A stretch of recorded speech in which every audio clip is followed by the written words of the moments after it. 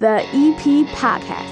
Heard everywhere podcasts can be found, and always at theeppodcast.com.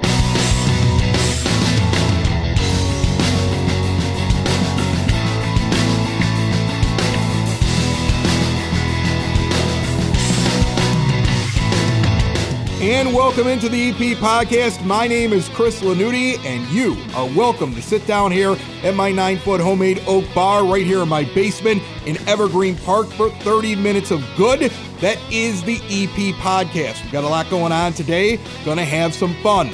Every time you hear of us, remember that we are brought to you proudly by the First National Bank of Evergreen Park for the last couple of years, in fact. And we are fortunate to be brought to you by them.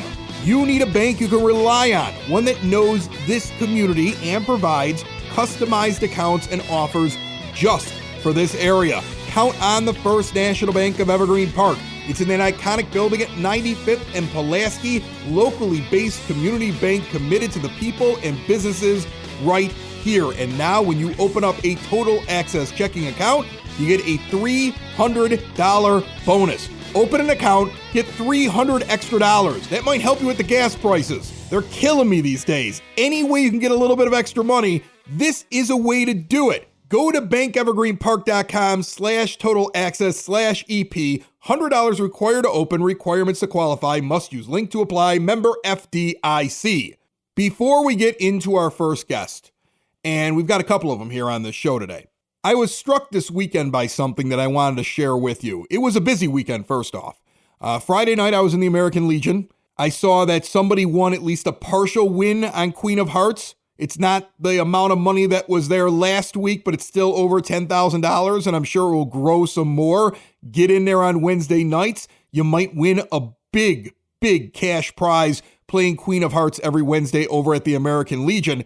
And they've got great entertainment on Saturday nights. I was in there on Friday because Saturday I had to run around with one of my other podcasts, Southside Pod. I hit a couple of breweries, covered an event out in Blue Island, really busy. Sunday, I finally got to relax a little bit. And the only thing I really had to do on Sunday was Sunday Mass. Most Holy Redeemer, went to 11 o'clock Mass, as I always do. And it was the May crowning. Now, if you're not familiar with what a May crowning is, just a little ceremony before the actual church service begins. It's in honor of Mary. May is the month for Mary in the Catholic Church. And they do a thing where, the kids come up, they put flowers up there, they put a little crown on top of the statue. It's very nice. It takes about 10 minutes before the actual service begins.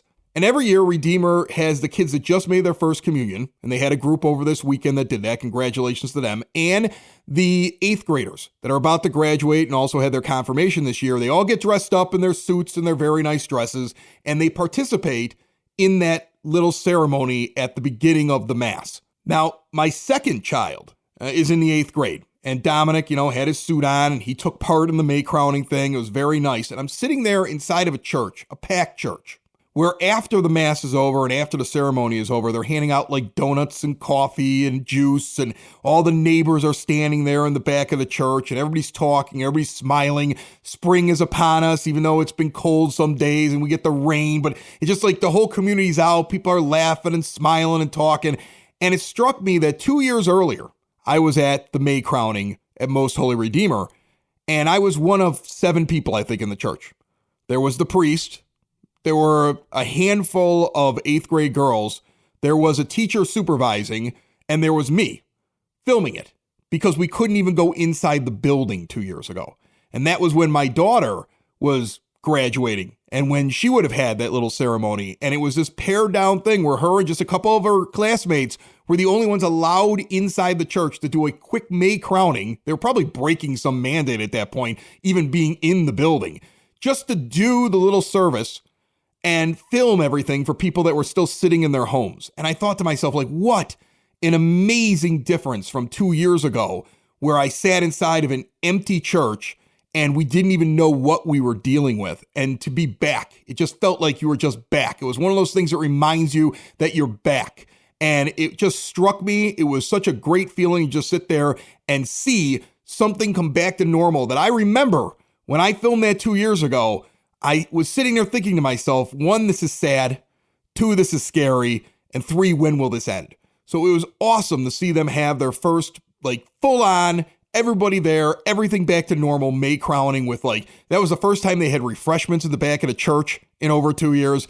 It was incredible to me, just a really heartwarming thing, and it was awesome. And I think we're all starting to see these things, all these little things that are making us feel good because we're finally doing them 100% again. Like we're finally getting to do all these little things, and we're remembering that it's been a while since we've been able to do it. And that may be the theme of this show today. This is the EP Podcast, found everywhere podcasts can be found, and always at theeppodcast.com. Brendan Reedy's sitting down here at the 9-foot Homemade Oak Bar. This is your first time on the show. How are you? It is. I'm doing well, thanks. Can you believe that? Can you believe those two are graduating and on their way to high school? I mean, do you feel old when you look at these kids at this point? Because that's my second kid. Dominic's my second. I don't know what Harper is. She's my oldest. She's your oldest. Yeah. That gets you. Because I remember when Audrey left, I was like, holy cow, I got a high schooler. It flies by, but yeah, it makes you feel old at the same time. Again, it's 9 years now, going back to kindergarten. I still feel like I'm in my late 20s, maybe early 30s. That's what I think. It's not true, but I think that. I think that. I've got too much gray to remember that. I move the hair around and I go, it looks good still. It's still up there. I got friends of mine that don't have any, so I'm doing okay. It might be thinning, but it's going okay. All right, so Brendan's running the Most Holy Redeemer Trivia Night, which is finally back in full force. And thank God, because during the pandemic, they tried to do this at-home trivia thing, which I didn't think was going to work. And I sat out. I got to be honest with you. I sat out. In my mind, having an at-home trivia event when you can look up anything on your phone in 30 seconds just seemed like it was ripe for, cheating. I don't want to accuse anybody of cheating, but I was not dropping $500 a table to do it at home. So I'm glad we're back in the room. I expect high security. I want phones thrown in the bags. Phones in the basket, middle of the table. No cheating. This is your first time doing it though, right? This is our first time running it. Yeah. So we thanks to the team that's done it the last 4 or 5 years. They did it for a long time. They did. I remember they were down here. They came down here every year. This is one of the big events, and it's going to be the first time that it's done in the spring, and normally it's like a February event, right? But the group that did it before, every year down here at the EP Podcast, and every year they would be like, I think this is our last year, and every year it didn't happen. And I remember the year of the pandemic, they just had it. I remember going to it, and the world shut down maybe a couple of weeks later, and I remember them saying, we're done. They actually got up and told everybody, this is the end. And everybody applauded them for the years that they had run it, and they were going to hand it off to somebody else, and then who was going to take it over in the middle of the last couple of years? So they kept going. They ended up with that. Yeah, their final year was the at home. But do you recall the last year in the gym, one table dressed up as the coronavirus? Remember as a joke. As a joke. Because it was brand new. Right. You get to dress up, and the funniest table wins points. Right. That they get to add to the score. And at the time, coronavirus was something that 3 people had in China. And it was everybody was just I'm the coronavirus. And one table decorated their table with a bunch of Corona bottles, and it was definitely little did we know. Yeah. I mean, imagine. No one dress up as the coronavirus this year. Imagine going back in time and looking at that. Yeah. That's one of those, these people don't know what's coming. They have no idea. All right. So how it started, how it ended, so. All right. So you guys are going to be hosting this thing. It's a really cool event. It's $500 a table, but you got 10 people at the table, so you can split this up. And when you think to yourself, $50 a person, it's crazy. There are trivia nights at a lot of schools in the area, and it's still a cash bar. Right. There's no food. There's, this one you're handled. Baracos is bringing pizza to the table. Right. And one of the big ones. They're going to feed the whole table. Right. Right. There's free beer, or not free beer, but it's part of your price. Beer, wine, pop, all the good stuff is included in the price.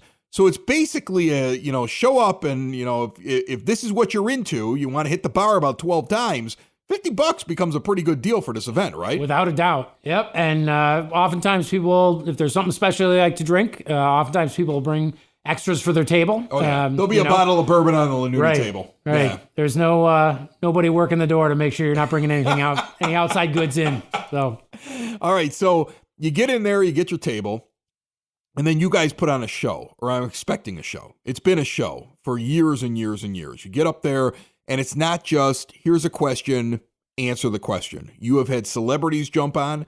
Joe Crede of the White Sox has been on there before. Steve Dahl, radio guy, asked a question one time where I was the answer, which I thought was hysterical, and they caught me by surprise, and I didn't know it was coming, which was You got that one wrong, didn't you? No, I got it right. Trust me, if anybody can talk about me, it's me, Brennan. Okay? So I got it right. But you guys have all kinds of little surprises during it. You keep it interesting. That going to happen this year? It is, yeah. We're trying to, again, that previous team really set a great roadmap for us to follow. So we're trying to keep up, what we've done in the past. Like you said, going to be a lot of tricks. There's a split the pot with the table. Big opportunity to win some money there. We're going to have some points for sale with each round, a little different than maybe we've done in the past. We've got Steve Seist, who's going to be the MC, taking over for Tom Winstead. Very excited for that front. And happy to be back. Are you still doing a thing where you reward the big winner for each round? Like each round gets something? Because I remember I won 100 sliders from White Castle in round 2. And I was the most popular person in the room because I was just handing out food to people in the middle of the thing. Like, are we doing that kind of fun stuff too? We do. We've got a couple of surprises. Nothing ready to announce, but we've got a couple of things for each round. Look at you holding it close to the vest. Exactly. We want you want to see what's happening. You got to show up. It's trivia on May the 13th. Doors open. It looks like it's 7:30. 8 o'clock. Trivia begins. The bar's open. It's part of the price. You get your 10 people, you sit down inside of the Most Holy Redeemer gym, and it's almost like a show. It's a couple of hours. It is. You get your money's worth. Yeah, you're going to ask questions for like one round. You're going to take 20 minutes off, and people are going to mingle. Right. You're going to go back and do that 4 times or so. Right, whatever. there's 4 rounds. Right. You're going to have your big finale, and you put all the stats up on the screen, so people are keeping track of how they're doing. And I try my hardest not to look like I care, but I care because Team Lanuti has won this before. And we've come in second place a few times, just short. All right. So, like, this is our grand return to this thing. And I know I'll be running up and looking at it. How competitive does this get? You'd be surprised. And usually it's after about that second round where the top starts to separate itself. Everyone else sometimes then starts having a good time and taking advantage of the free beers. But it definitely gets competitive. Every year there's a final round, a kind of final Jeopardy. Bet how many points you want to, we'll give you a category. You get to bet your points to see who comes out on top. And it's a big opportunity. On top of just the questions, the trivia, we've also going to have lots of baskets for raffles and items to bid on for silent raffles, that kind of thing. So, are they doing the silent raffles? What we've done before with the different baskets. Both of these bar signs are from this trivia event. Oh, there you go. No, they really are. The Budweiser American Ale, which they don't even make anymore, which sits behind the bar, big neon sign, and I have a Bud Light Lollapalooza sign. They were those silent auction things. Right. And I remember when people were going to bid, they thought that the signs weren't part of the prize. And I realized that the signs were part of the prize, and I walked away with some signs, and that's what we have here behind the bar. But let me talk a little bit about tips for people. Yeah. And I want to read you a little bit here, Brian. I want to kind of figure out whether or not I'm right about a few things. First of all, Catholic school. And there's always religious questions. Should I know what kind of churches exist or what kind of schools exist around the South Side? I feel like that's always a thing. Just as a general rule of thumb as a South Sider, yes, you should know all of those things. I'll leave it there. All right. And then I figure it's on Friday the 13th. So I'm going to dust up on my Jason, my Friday the 13th, and my superstitions. Am I crazy to do that? I no comment. We'll leave it there. No comment. But I love this. You're putting me on the spot here. I've done this every organizer. No wonder you finish second or first every year. You've got the team down here. You're grilling them for category questions beforehand. Yeah, but people are listening to the podcast. They're getting a little bit of the EP podcast. I like the EP podcast to be some sort of an advantage for people that are going into it. Okay, so if you're listening right now, you instantly have an advantage over those that did not listen because you could hear the inflection in Brendan's voice. I'm dead on about this stuff. Okay, I actually guessed with that group that year that I was the answer to a question. Oh, really? Like, oh my God, they all blushed at the bar. I had 4 of them at the bar, and I said, am I the answer to a question? And all 4 of them just immediately, like, they were so upset that I said that on the show. So, I mean, if you listen to this show, it helps you at Trivia Night, okay? So the 13th of May, $500. What's the deadline and how do you get into it?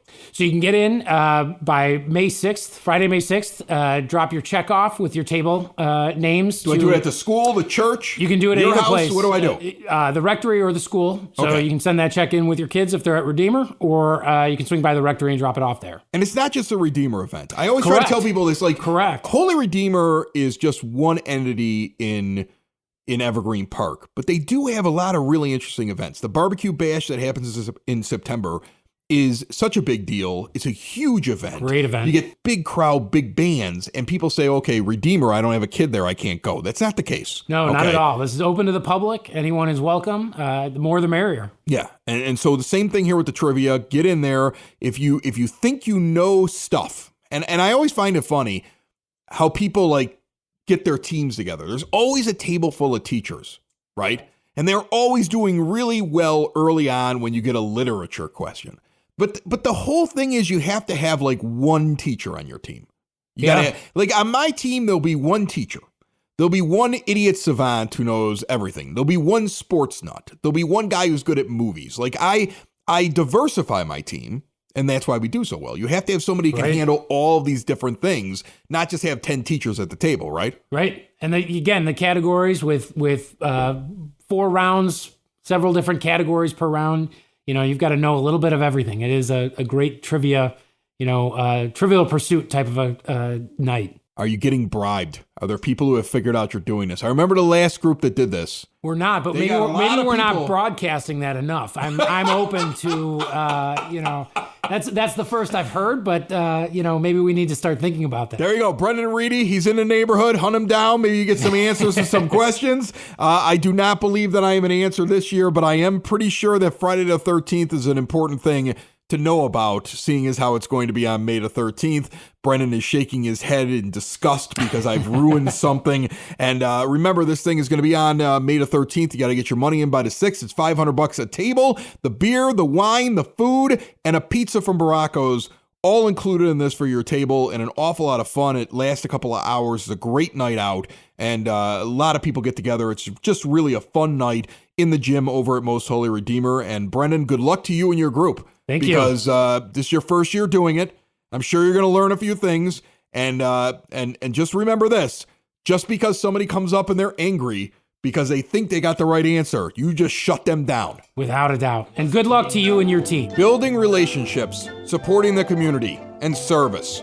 These are the things that Country Financial stands for. They're more than just an office you may pass by as you drive through Evergreen Park. They're neighbors who lend a helping hand and support the fabric of your community, including charitable organizations, sports, financial education, and civic organizations. And since Country is already your neighbor, they want to get together and chat. Call your local Country Financial representative, Mike Thauer, today at 708-425-1559 to talk about the things that are important to you and how he can help you protect them.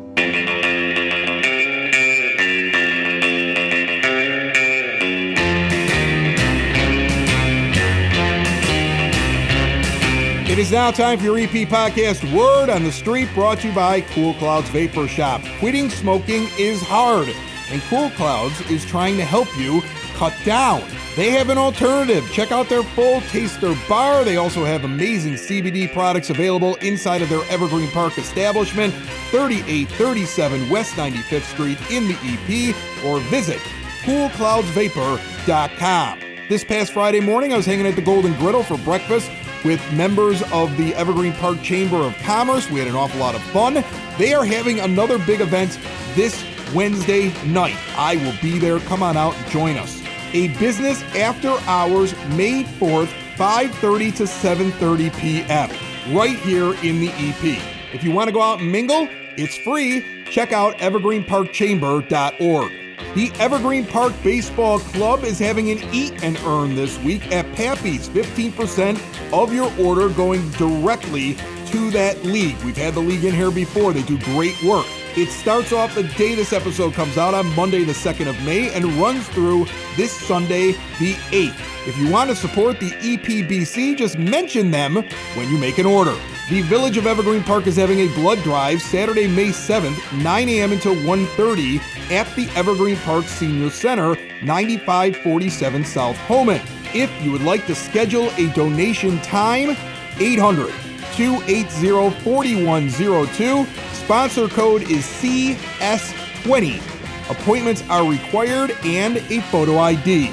The Village has also announced the launch of a new summer internship, LEAD EPE. The internship will provide students with the opportunity to see how local government operates and provide training and resources to them to help further their careers.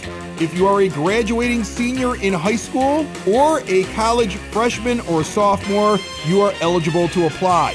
It is a paid internship, 15 to 18 hours per week, and it kicks off on June the 13th, running through the end of July. You only have until the 18th of May to get your application in. If you want to do that, go to evergreenpark-ill.com. And Girl Scout Troop 65-101 of Evergreen Park is doing a cleanup, Meet Up to Clean Up is what it's called, on Saturday, May the 7th at 2 p.m. They'll be going around Veterans Park at 97th Place in California, Circle Park by the Community Center, and Duffy Park at 92nd and Millard, cleaning up. And they will provide gloves and bags for collecting. If you have any questions, I'm going to give you an email address, gsdaisy65101@gmail.com. That's your word on the street. We've been getting all kinds of people trying to get events out, tell us about things that are coming up. If you want to do that, reach out to us through the EP Podcast website. Leave us a voicemail or just send us a message. All you have to do is go to theeppodcast.com. A pitcher of beer, a pitcher of beer. Let's order another pitcher of beer. That pitcher of beer should come over here. I love that pitcher of beer. Open Outcry, 109th and Western. We are here every couple of weeks, and we're hanging out with John Brand. How are you, buddy? My man, what's going on? I'm enjoying this beer. Let's talk about this right away, because I was telling you when I started drinking it, you're like, do you like this beer? And I said, this is one of the premier beers in all the breweries that I walk into. I mean, you hear me talk to you on the EP podcast, but listeners who know that I have other podcasts, including Southside Pod, where I go all over the South Side to all these different breweries, and I try all their different beers and stuff like that. And I told you, this is one of the premier beers. It's your barrel-aged dark pool. So it's a stout. It's a Russian Imperial, if I'm not mistaken, and it's bourbon barrel-aged. And it is just heads and tails above pretty much anything else that I'm getting around here. And I always tell you, like, I know you love your Speculator. Your Speculator's your baby. You love it. But I'm always like, man, never forget the barrel-aged dark pool, because people would pay big money for this. Beer geeks. Dark Pool, our Russian Imperial Stout, has been a beer we've been brewing since we've been open, which is coming up on 5 years, by the way. We continue to refine it and make improvements to it over time. The other cool thing about that beer is that we've had this, since we've opened, we've had this partnership with Journeyman Distillery out of Southwest Michigan, where we get their bourbon barrels wet after they dump the bourbon. We bring them back to Chicago, and then we time it with pulling the dark pool out of the tanks and putting them into the barrels. And we age them for anywhere between 9 and 13 months. So they sit on that wood and in that bourbon for a long time. It's a decadent beer. It's fun to drink. It's 12%, so you got to be careful when you drink it. But the feedback on that beer generally is pretty good. And it's two of my favorite things. I love stouts. I've always been a big stout drinker, and I am more of a Russian Imperial than the Irish stout type drinker, but I like them both. And I love bourbon. There's always one or two bottles, like a fancy one and one where I'm like, I'm just getting some bourbon and I really don't care kind of bottle behind the bar. Those are the two things that I probably know the most about. So I understand when you're sitting here talking about the barrels, like that there's a different kind of char that every distillery has, and that it's important that the barrel is still wet and you're bringing it back, and that you're packaging it and you're getting that flavor that comes off of it. Because there are people who just figure, okay, I can just throw any beer inside of a barrel and make it taste good because people get excited about the bourbon barrel thing. But yours mixes very well with the flavor of the bourbon that you get from Journeyman.